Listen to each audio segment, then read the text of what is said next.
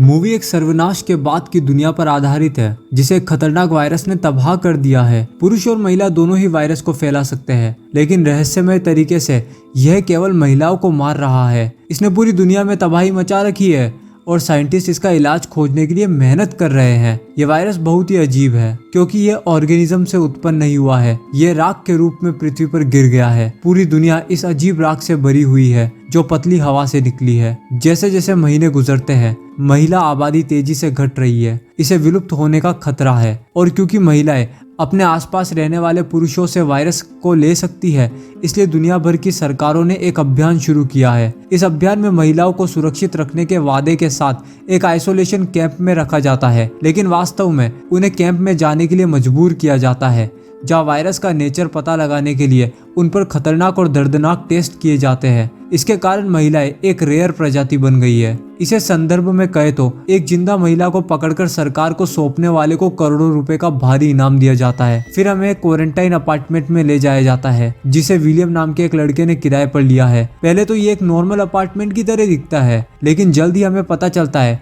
कि ईवा नाम की महिला भी वहाँ रहती है। वे कोई और नहीं बल्कि विलियम की गर्लफ्रेंड है। यह पता चलता है कि ईवा अब तक जिंदा रहने में सफल रही है क्योंकि विलियम ने उसे अधिकारियों से अच्छी तरह छुपाया था। वे उसे बाहर जाने या फोन का इस्तेमाल करने की अनुमति नहीं देता, भले ही वे उसके अपने भले के लिए ही क्यों ना हो। विलियम के कड़े नियंत्रण का कपल के रिश्ते पर नकारात्मक प्रभाव पड़ा है। बीतते दिनों के साथ ईवा अपने अपार्टमेंट में घुटन महसूस करती है।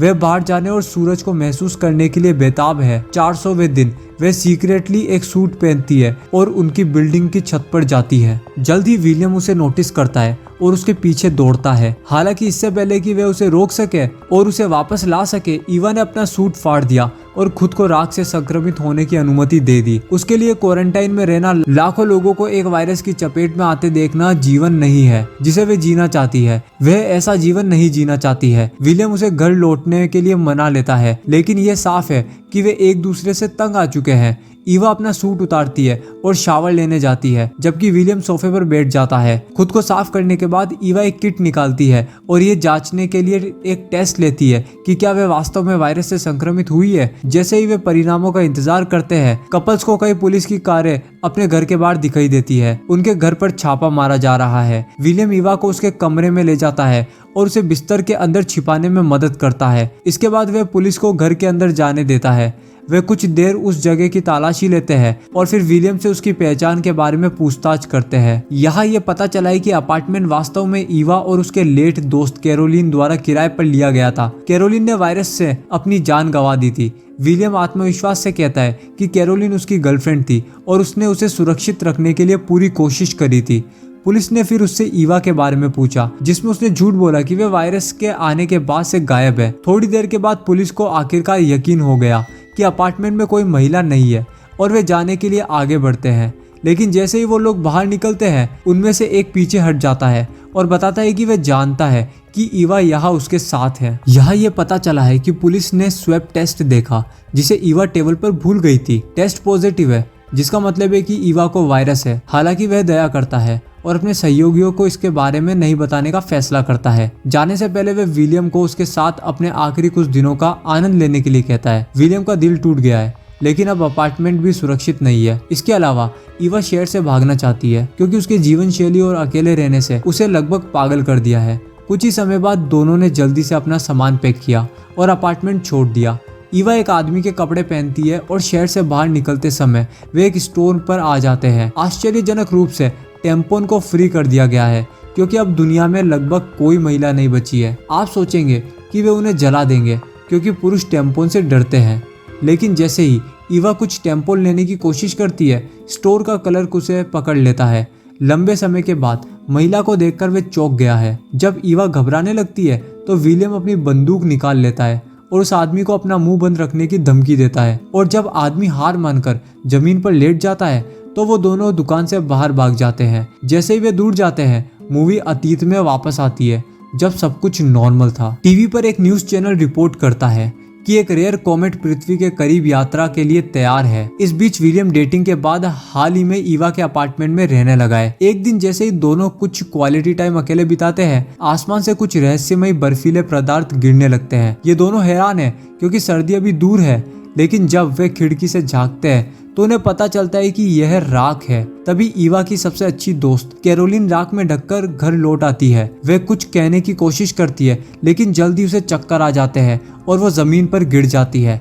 वर्तमान में वापस आए तो विलियम और ईवा एक मोटल में आते हैं। वहाँ वे एक कमरे में राइफलों के साथ कुछ स्केची दिखने वाले पुरुषों को देखते हैं। हालांकि वो उसी मोटल में रात बिताते हैं। अगले दिन जंगल में जाने से पहले ईवा एक रेस्टोरेंट में अपना अंतिम भोजन करने पर जोर देती है। वहाँ टीवी में आता है कि यूएस के वैज्ञानिक सेंटर फॉर रिबर्थ एंड रिपॉपुलेशन ने एक सैटेलाइट एम्ब्रियो बनाया है। नवनीतम परीक्षणों ने देखा है कि फीटस 1 महीने तक जीवित रहता है, जो अपने आप में एक ऐतिहासिक उपलब्धि है। कई विश्व नेताओं ने उपलब्धि की तारीफ की है क्योंकि एचएनवी वायरस का इलाज मिलने के बाद यह पुणे आबादी का सबसे संभावित तरीका हो सकता है। समाचार ये भी बताता है कि सरकार ने जीवित अमेरिकी महिलाओं की रिपोर्ट करने या उनका पता लगाने के लिए इनाम को बढ़ाकर 2 करोड़ रुपए कर दिया है। जैसा कि हर कोई टीवी से जुड़ा हुआ है, मोटेल के स्केच वाले लोग रेस्टोरेंट में पहुंचते हैं और समाचार से उत्साहित होते हैं। अचानक से ईवा के कान में से खून बहना शुरू हो जाता है।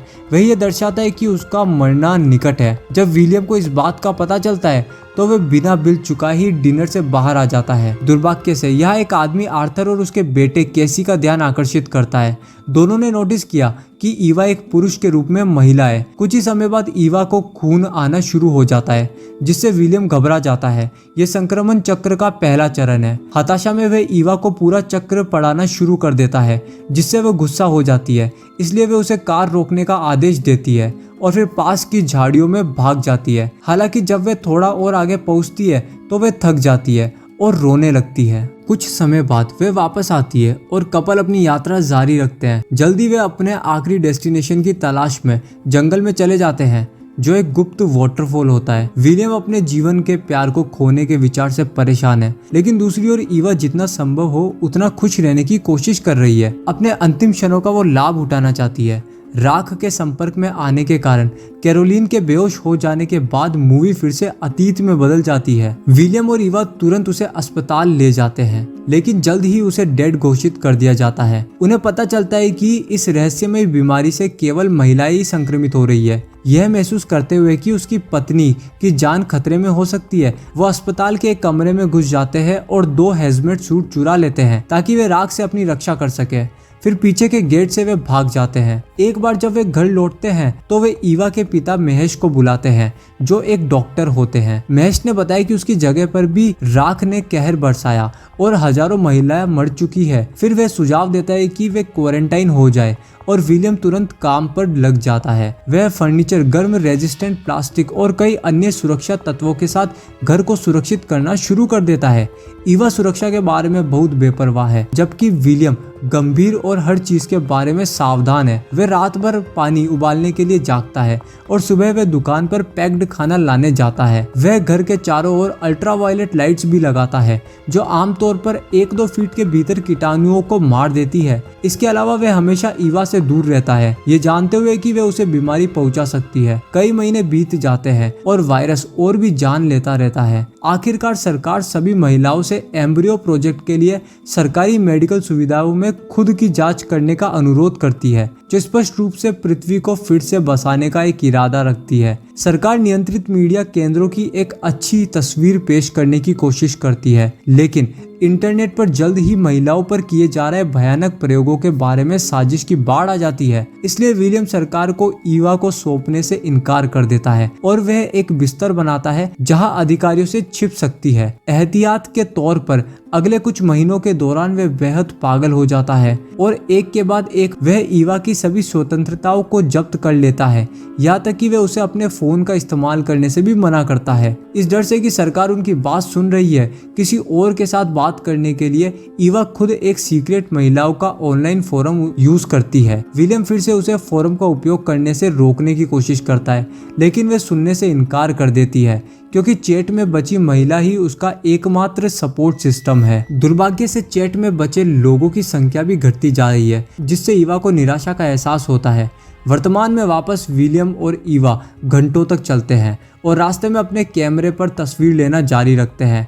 रात में वे आग जलाते और एक कैंप लगाते हैं। ईवा इंटीमेसी के लिए तरसती है और वे अपने सीने के चारों ओर बंधे टेप को हटाने में विलियम की मदद मांगती है।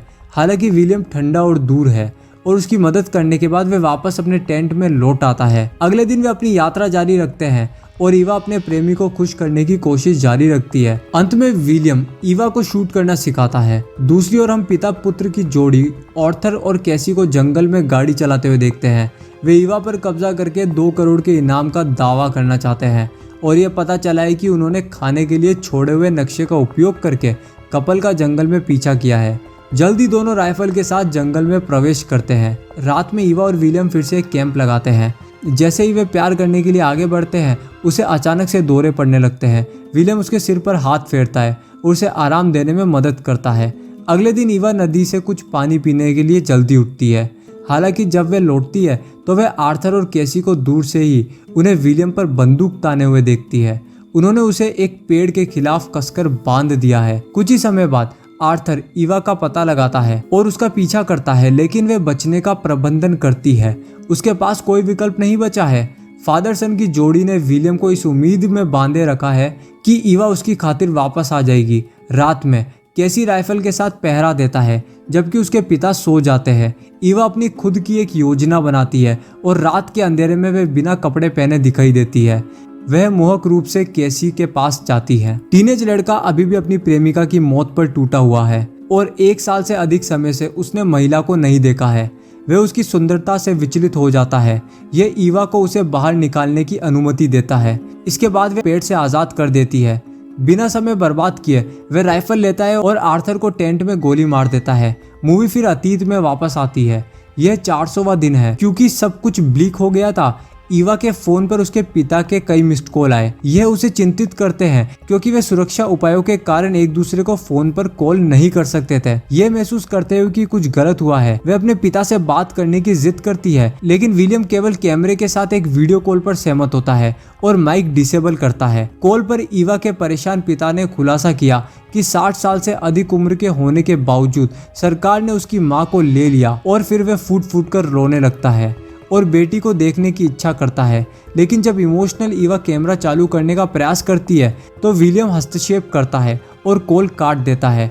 अब ईवा पागल हो जाती है और वे उस पर चिल्लाती है। वे फिर उसे बंदूक की नोक पर रखती है और उसे हमेशा के लिए चले जाने का आदेश देती है। विलियम अनिच्छा से चले जाने के बाद ईवा ने अपने लैपटॉप पर झरने का एक व्यू देखा। यह उसे शांति, प्रेम और स्वतंत्रता की याद दिलाता है, इसलिए वह बाहर निकलने का फैसला करती है। वह हैजमेट सूट पहनती है और अपार्टमेंट की छत पर जाती है। वर्तमान में वापस विलियम और ईवा अपनी यात्रा जारी रखते हैं और एक सीक्रेट वाटरफॉल तक पहुंच जाते हैं। वह कपल एक दूसरे को गले लगाते हैं, यह जानते हुए कि वे हमेशा साथ रहेंगे। विलियम उसे किस करता है और वे अपनी एनर्जी खोते हुए मरने के लिए तैयार है। फिर वो एक सेल्फी खींचती है, लेकिन खुशी और राहत के माहौल में ईवा को लगता है कि वे विलियम पर बोझ डाल रही है और जब वह अपनी मौत की प्रतीक्षा कर रही है तो वह मुस्कुराती है, ये जानकर कि विलियम जल्द ही एक अच्छा जीवन जी सकता है। कल मिलते हैं दोस्तों। मैं अब ठंडे पानी से नहाने जा रहा हूँ। इस तरह के और वीडियो देखने के लिए सब्सक्राइब करें, नोटिफिकेशन बेल चालू करें और चैनल को मदद करने के लिए वीडियो को लाइक करें। वीडियो देखने के लिए दिल से धन्यवाद।